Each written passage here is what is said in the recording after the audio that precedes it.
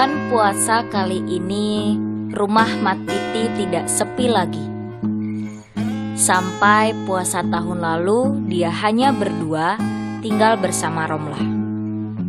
Kini di rumahnya tinggal juga menantunya, Sunodi Abdurrahman, suami Romlah.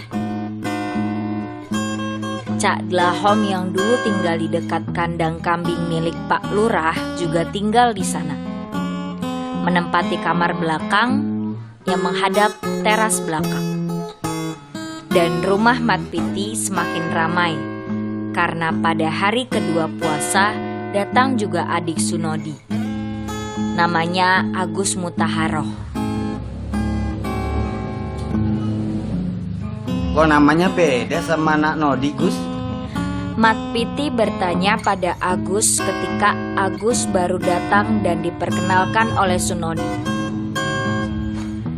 Agus menjawab, orang tuanya memberi nama anak-anak mereka memang tidak sama. Kakaknya dan juga kakak Sunodi bernama Edward, Salam, dan Aunuran Buana.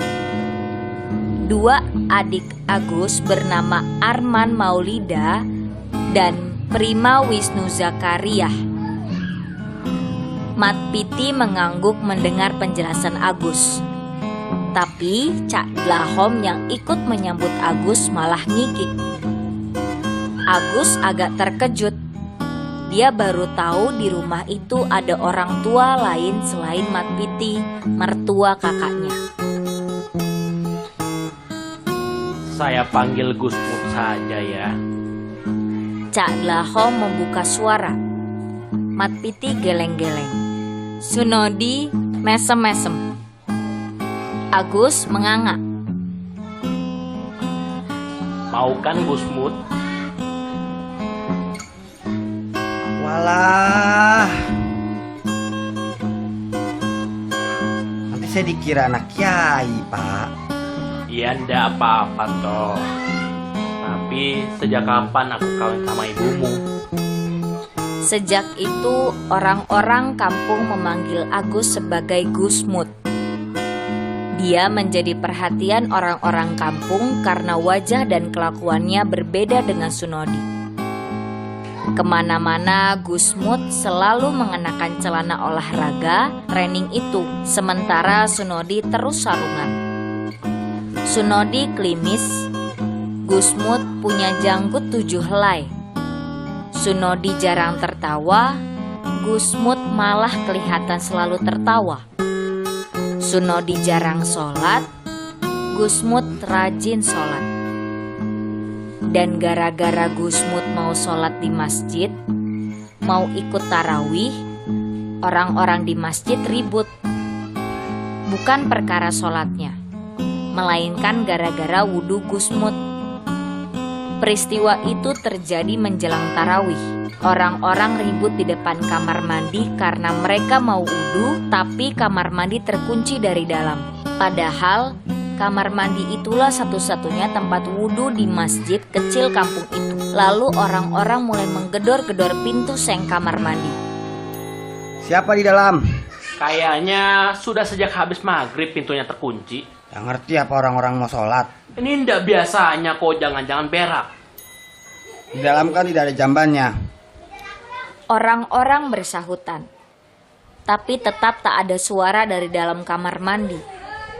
Pintu kamar mandi kembali dipukul-pukul. Semakin lama pukulan ke pintu itu semakin keras, sehingga suaranya juga makin keras. Saya, Pak. Saya, Bu. Saya siapa? Agus, Pak. Bu. Agus siapa? Gus Mut segera membuka pintu. Orang-orang terperanjat. Oh, adiknya Mas Sunodi toh. Kok lama benar di kamar mandi, Gus? Ambil wudhu, Pak. Orang-orang juga mau ambil wudhu, Mas. Ini sudah menjelang Isya, mau tarawih. Iya, Pak. Saya minta maaf. Lain kali wudhu dulu di rumah, jangan di masjid. Malam itu Gus Mut tak jadi sholat Isya, tak jadi sholat tarawih.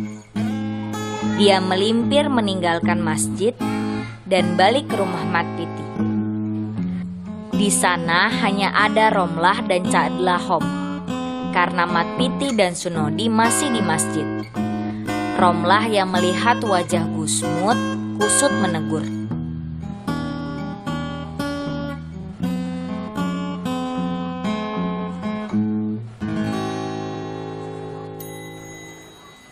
Kok pulang, Gus? Saya tidak bisa ambil wudhu, Mbak. Kok ndak bisa? Bisa, Mbak. Sayanya yang tidak serak. Selalu was-was. Jadi ambil wudhunya lama. Mengganggu orang-orang yang juga antre mau ambil wudhu. Cak Dlahom yang lenyeh-lenyeh di teras belakang mendengar percakapan Romlah dan Gusmut. Dia memanggil Gusmut ke teras belakang. Sini Gusmut, rokok-rokokan di sini. Iya, Pak. Cak, saya ndak merokok. Namanya Gusmut kok ndak merokok? Apa hubungannya, Cak? Lah namanya kan Mut. Hehehe, bercanda Gus. Gusmut melengos. Dia merasa candaan Cak Dlahom tidak lucu. Cak Dlahom ngikik melihat wajah Gusmut. Ada apa di masjid, Gus? Saya was-was setiap kali ambil wudhu, Cak. Sudah lama. Saya merasa selalu masih ada najis. Merasa dari titik saya masih ada yang menetes. Merasa saya masih kentut. Pokoknya banyak, Cak. Saya tidak serak dan itu sebabnya wudhu saya jadi lama. Bagus, kamu terus merasa najis, Gus. Bagus gimana, Cak? Jarang orang yang merasa dirinya terus najis. Mengganggu, Cak. Mengganggu saya. Mengganggu orang lain. Bapak saya saja pernah ribut gara-gara wudhu saya.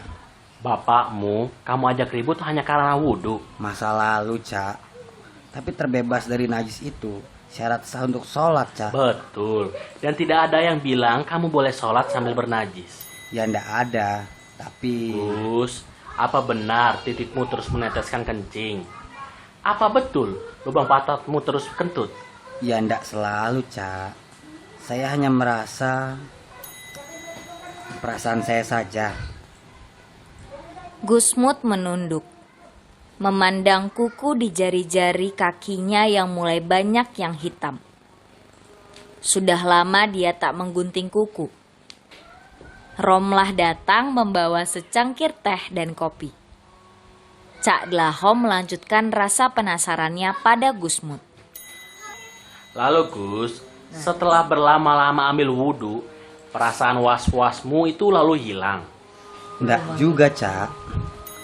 Pas saya sholat juga masih was-was. Terus, bagaimana kamu bisa sholat dengan terus-terusan was-was? Untuk apa sholatmu? Itulah, Cak. Gus, banyak orang yang merasa terbebas dari najis, lalu sholat.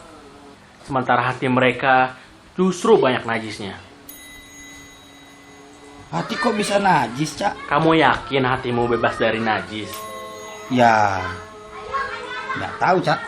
Dengan terus-terusan merasa najis, merasa was-was ketika ambil wudhu, kamu masih merasa hatimu tidak najis? Apa kamu tidak merasa selama ini kamu telah mempertuhankan najis? Dan was-wasmu justru ketika kamu hendak menyembah Tuhan. Gusmut melongo. Dia mulai berpikir, Cak Dlahom benar orang Sinting. Pembicaraan keduanya lalu berhenti. Sepi sebentar. Agus menyeruput teh. Cak Dlahom menyeruput kopi. Ayo Gus, kita jalan-jalan. Kemana, Cak? Kuburan. Kuburan? Lihat-lihat makam saja, Gus. Gusmut sebetulnya agak takut pergi ke kuburan, apalagi malam-malam. Tapi dia segan menolak ajakan Cak Dlahom. Lagi pula dia ingin tahu maksud Cak Dlahom mengajaknya ke kuburan. Jadilah dia mengekor Cak Dlahom pergi ke kuburan. Kuburan kampung yang tak besar dan dipenuhi makam-makam lama, juga pohon-pohon besar. Tiba di sana, aroma khas kuburan menyeruak. Wangi kembang, pandan menusuk-nusuk hidung Gusmut. Dia mencoba membesarkan hati. Wangi-wangi itu pasti berasal dari sisa-sisa kembang para peziarah yang datang ke pemakaman menjelang puasa. Gusmut membuntuti Cak Dlahom yang terus berjalan ke tengah pemakaman. Dia heran, Cak Dlahom tidak tersandung batu nisan. Kita duduk di sini, Gus. Gusmut belum menjawab, tapi Cak Dlahom sudah duduk bersila di samping sebuah makam. Makam lama nisannya cukup besar. Gusmut mulai ketar-ketir. Dia melihat Cak Dlahom memejamkan mata. Dia ikut duduk di samping Cak Dlahom. Suasana segera sepi. Dan sementara Cak Dlahom terus memejamkan mata, Gusmut melihat samar-samar mulut Cak Dlahom komat kamit. 5 menit, 10 menit, 20 menit, Gusmut mulai tak tahan.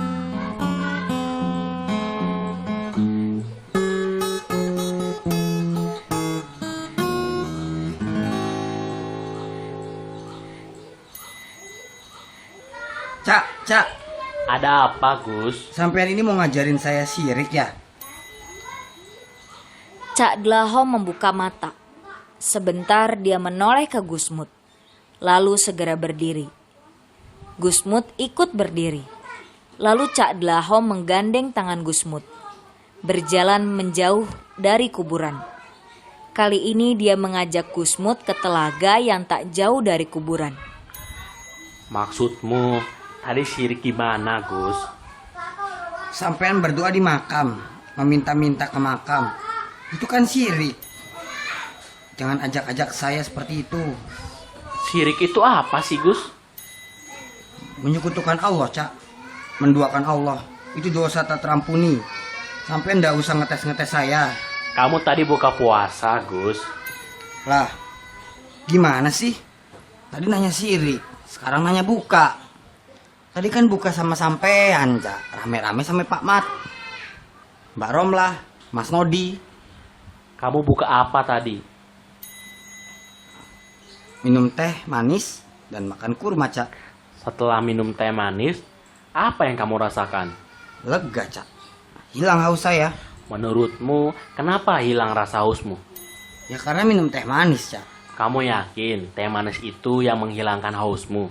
Lah iya. Apalagi? Seharian kamu puasa, apa kamu merasa haus? Merasa lapar? Ya ndak. Sudah niat puasa kok. Jadi apa atau siapa yang menyebabkan kamu haus tidak haus? Lapar tidak lapar? Allah, Cak. Teh manismu? Perasaanmu? Kalau bukan kehendak dia, ya ndak bisa. Ya Allah. Maafkan saya, Cak. Gusmut meraih tangan Cak Dlahom, menciumnya. Cak Dlahom tak berdaya menolaknya. Maafkan saya, Cak. Apa yang harus dimaafkan, Gus? Sangkaan saya. Tentramkan hatimu, Gus. Najis dan tidak najis ada di hatimu. Was-was dan tidak was-was ada di hatimu. Sesuatu yang kamu lihat sebagai perbuatan syirik mudah diatasi karena terlihat. Tapi yang berbahaya adalah syirik yang melintasi di hatimu. Berhati-hatilah dengan lintasan hatimu. Berhati-hatilah dengan rasamu. Berhati-hatilah dengan sangka-sangkamu. Dari sangka-sangka dan lintasan di hatimu, itulah was-was dan syirik yang sebenarnya bersemayam. Gusmut menganga mendengarkan Cak Dlahom. Cak Dlahom memandang telaga. Malam itu airnya tampak seperti memantul karena cahaya. Bukan oleh cahaya rembulan, tapi oleh kilatan dari mulut Gusmut yang terus menganga.